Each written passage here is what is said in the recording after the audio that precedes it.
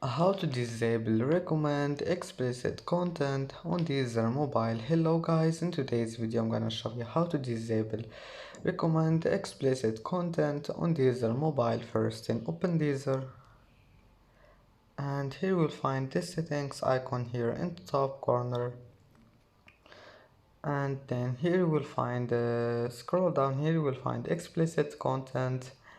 Now just click on it, and as you see here you will find do not recommend explicit content. And if you want to disable recommend explicit content, all you need to do is just enable this one, and that's it. Now just here you can manage hide explicit content, and that's it. And that's it for today's video. Don't forget like and don't forget subscribe, and thank you for watching this video until the end and see you in the next video.